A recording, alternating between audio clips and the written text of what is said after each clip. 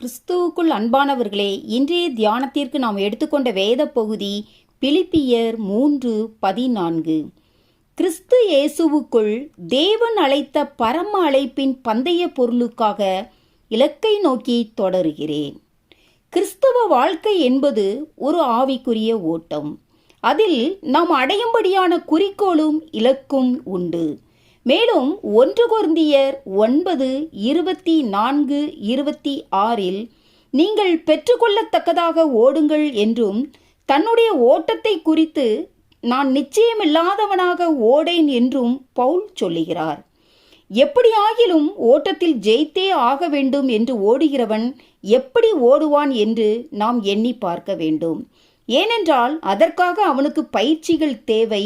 அதே சமயம் ஒவ்வொரு நாளும் பயிற்சிக்கான செலவும் செய்வான். மேலும் அவனுடைய ஆகாரத்திலும் வாழ்க்கை முறையிலும் கட்டுப்பாடு உள்ளவனாக இருப்பான்.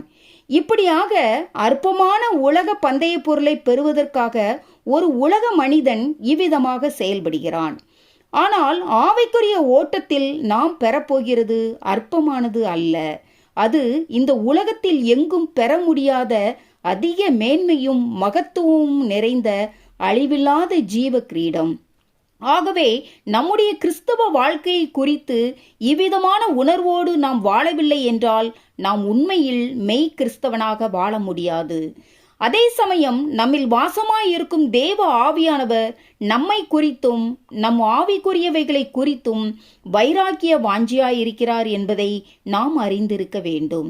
இன்றைக்கு அநேகர் இந்த உலகத்திற்கும் உலக காரியங்களுக்குமே அதிக முக்கியத்துவம் கொடுக்கிறார்கள்.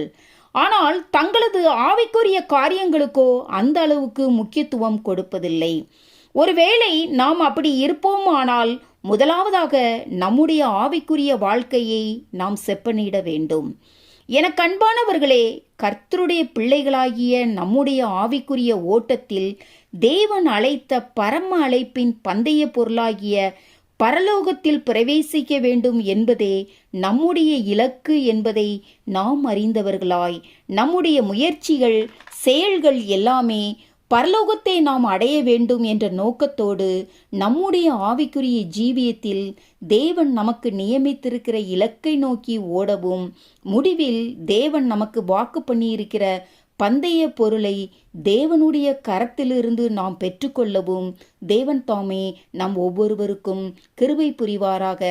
ஆமேன். அல்லேலூயா.